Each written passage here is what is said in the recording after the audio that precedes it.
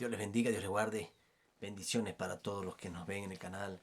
Que el Señor les bendiga grande y poderosamente. En esta hora seguimos con ustedes sobre la serie llamada Un encuentro con los avivadores, donde estamos hablando de Charlie Wesley, John Wesley.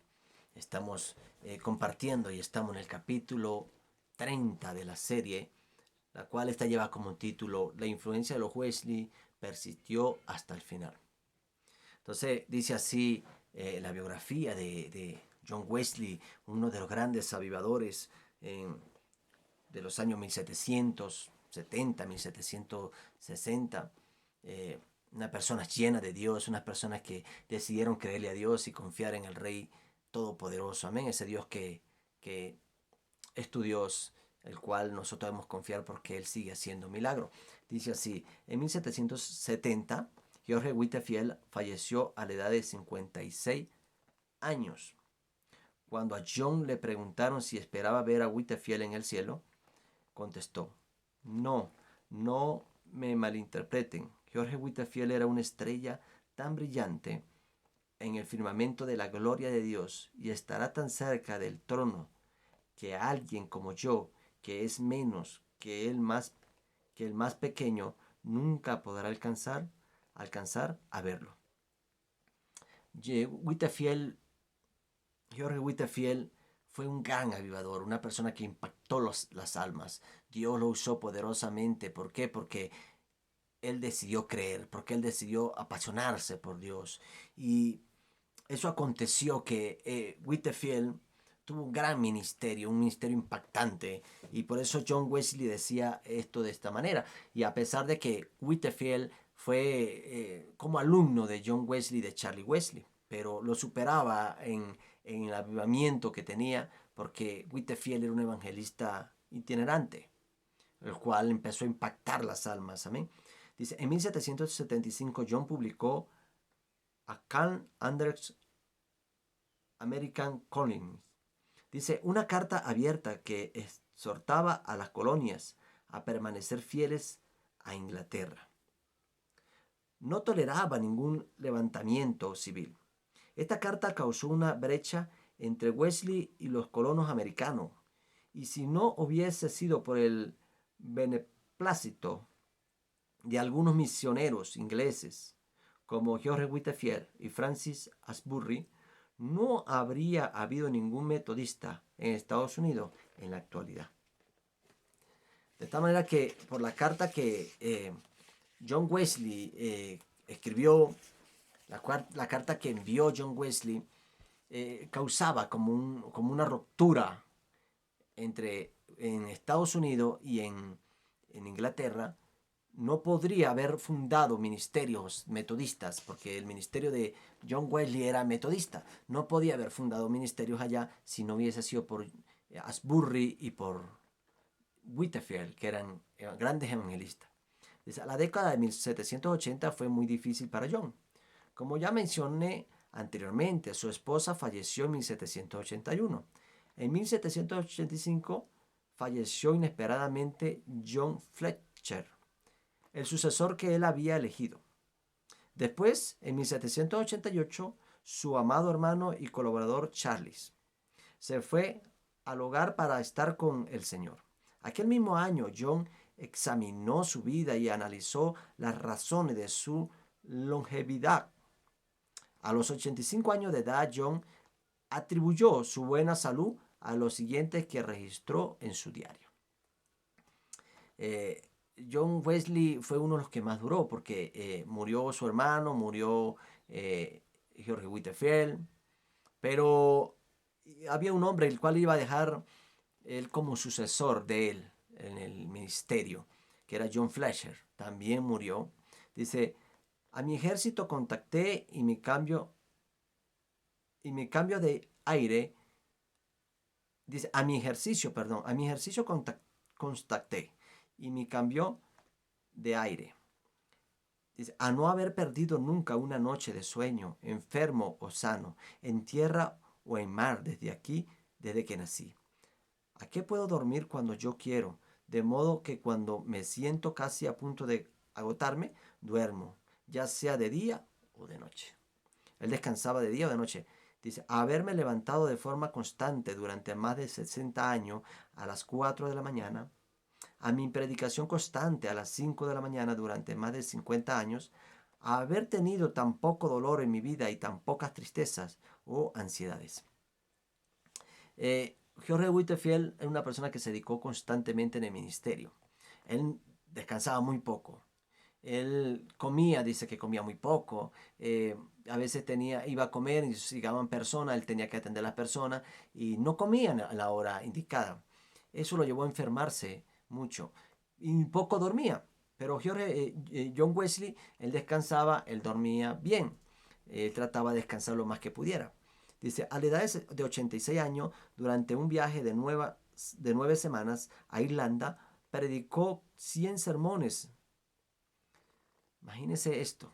Son unas personas apasionadas por la obra de Dios, apasionados por predicar el Evangelio. Porque en 9 semanas predicó 100 sermones. Era algo tan maravilloso, tan maravilloso. En 60 ciudades y pueblos. Predicó a tantas ciudades y a tantos pueblos. Este hombre era una persona apasionada por la palabra de Dios y por la obra del Señor. Dice, 6 de esos sermones los predicó al aire libre. El 28 de junio de 1790 escribió en su diario: lunes 28 de junio, este día comienza mi año número 88. Durante más de 68 años no sentí ninguna de las debilidades de la edad avanzada. Mis ojos no se nublaron, ni tampoco disminuyó mi fuerza natural.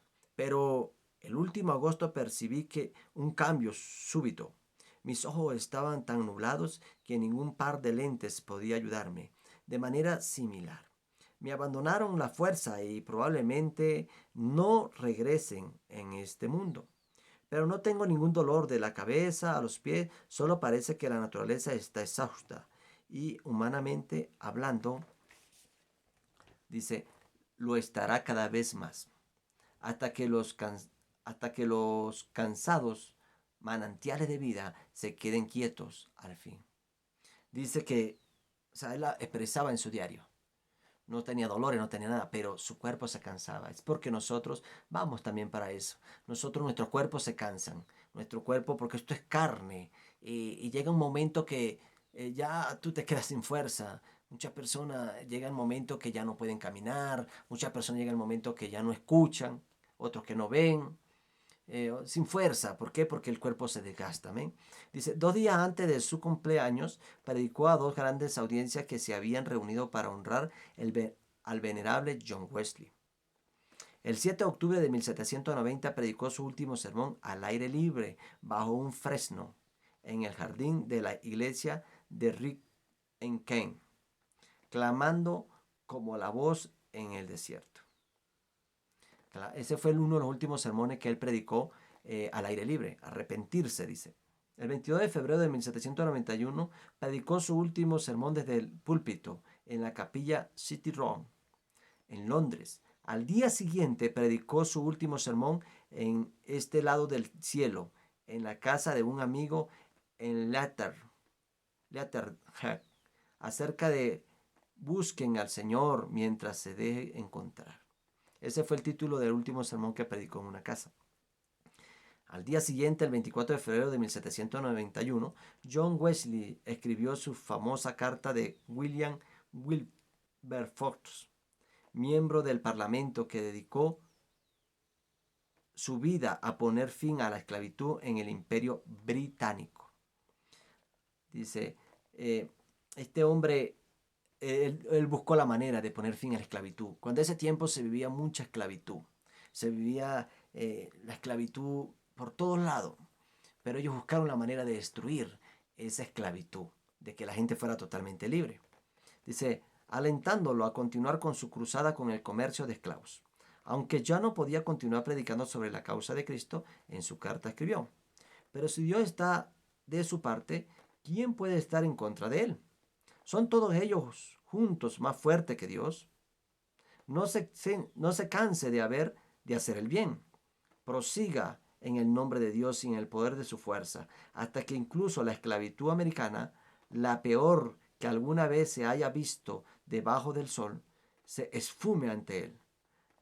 La firmó como su afectísimo servidor John Wesley. Una carta que le envió motivándolo. ¿Para qué? Para que persistiera, para que no desmayara, sino que persistiera en que la esclavitud debería ser desarraigada, debería acabarse. Y de tal manera que esta gente luchó y lograron mucho en ese tiempo, la cual nosotros también tenemos que luchar. ¿Por qué? Porque hoy día hay mucha esclavitud, pero en el pecado. Nosotros tenemos que luchar para que la esclavitud del pecado se termine, porque Cristo nos vino a buscarnos para hacernos libres. Amén. Dice, para el 25 de febrero John se sentía débil y regresó a City Rock, donde durmió los siguientes 2 días. El 27 de febrero parecía haberse recobrado un poco y se unió a sus acompañantes para la cena.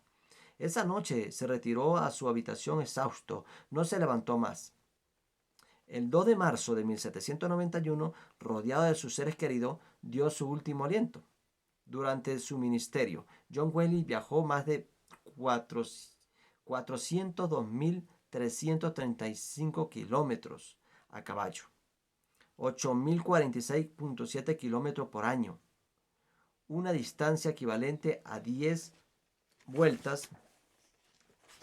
Era tremendo lo que esta gente se esmeraba por predicar la palabra del Señor. Mira todo lo que viajó él, todo lo que él hizo, ¿para qué? Para alcanzar la meta de que mucha gente fuera libre. Entonces, se esmeraban, no importaba, ellos andaban más que todo en caballo. Y dice así, equivalente a 10 vueltas alrededor del mundo. Algo impactante. Y es que muchas veces nosotros, si no tenemos un carro, no queremos ir. Muchas veces si no nos vienen a buscar, no queremos ir a orar por la gente. Y esta gente viajó tanto a caballo. Y dice que alrededor de 10 vueltas le dio el mundo. Predicó más de 40.000 sermones y publicó más de 5.000 sermones. Dice, panfletos y libros de todo tipo, hasta el momento de su muerte. Wesley tenía 79.000 seguidores. En la actualidad, solo en Inglaterra hay 800.000. En aquel tiempo. Entonces, dice, miembros de la iglesia metodista. Dice, en la actualidad, solo en Inglaterra hay 800.000 miembros de la iglesia metodista y 70 millones de miembros en todo el mundo. 70 millones de miembros en todo el mundo. Para ese tiempo, pero no sabemos para este tiempo cuántos ya habrán aumentado. Este libro habla para ese tiempo que no cuando ya John Wesley estaba vivo, sino como para el 2018. Habían 70 millones. 800.000 miembros de la iglesia metodista y 70 millones de miembros en todo el mundo. Es algo maravilloso. Y fue la obra que Dios hizo por medio de este hombre. Dice, John Wesley llevó el desafío de una nueva vida a la iglesia anglicana, cuando ésta había perdido de vista a Cristo como el máximo redentor. Porque John Wesley venía de la iglesia anglicana, iglesia católica. Él venía de la iglesia anglicana de Inglaterra y aceptó a Cristo en su corazón, conoció a Cristo y ahí salió la iglesia metodista. Amén. Dice, al predicar la justificación por fe, John y Charles Wesley sacaron a muchos miles de personas de las masas olvidadas de Inglaterra, de sus desafortunadas circunstancias y malos hábitos, haciéndoles tener esperanza de justicia y salvación. Los apasionados esfuerzos de John por llevar el conocimiento de la redención a la humanidad se sintieron no solo en Inglaterra, sino en todo el continente europeo y en el mundo en vías de desarrollo. Santo Dios, maravilloso. Y hizo que muchas personas salieran del mal hábito, de la borrachera, del alcohol, del vicio, del juego, de las prostituciones. Causó un impacto en las almas que eso llevó el cambio en la familia. Y dice que recorrió todo el mundo, porque estaba hasta en países en vía de desarrollo, países que no se habían desarrollado todavía. Dice, predominantemente en América. Como dijo Rick sobre él, Parece haber tenido una convicción determinada y rectora de que había un gran trabajo que realizar para la iglesia y el mundo, un trabajo que Dios lo había llamado a realizar. Vio a su alrededor la necesidad de un trabajo semejante. Un mundo vacío y sin corazón, lleno de corrupción, vanidad e inquietud, y una iglesia abúlica, indisciplinada e insensible. Él sentía que dentro de sí se agitaba fuertemente el poder y el llamado de despertar y organizar a la iglesia y de impactar y convertir al mundo. Y dice, sin lugar a dudas, el mundo iba a ser tocado por los Wesley, ya que el metodismo proveería el camino del avivamiento hasta muy avanzado el siglo siguiente. Maravilloso es Dios, ya que el metodismo proveería el camino del avivamiento. Era que habría como una brecha, habría una brecha sobre lo que iba a venir en el gran avivamiento, los grandes avivamientos que vendría, pero ellos serían como un camino donde iban a ellos a ser usados para así que muchas personas pudieran ser guiadas al Señor. De tal manera que fue un hombre, John Wesley, eh, que John Wesley que agarraba y se dejaba usar por Dios. Quería, se apasionaba por la palabra del Señor, se apasionaba por las almas, porque las almas son las que tienen que, o sea, nosotros hemos apasionarnos por las almas. Primero por la palabra de Dios y después por las almas, para que las almas vengan al camino del Señor, para que las almas ya no se sigan perdiendo, para que las familias sean cambiadas, para que haya un impacto en el mundo espiritual, en cada vida, en cada familia, y el dinero que se gasta en el vicio, en la droga, en el juego, pueda ir para la casa. Amén. Así que terminamos con la vida de John Wesley y Charlie Wesley. En el próximo capítulo 31 estaremos hablando sobre George Whitefield, el cual fue una persona que impactó las almas. Amén. Esta es un encuentro con los avivadores y estamos en contacto y creyéndole a Dios. Amén. Bendiciones. Dios les bendiga.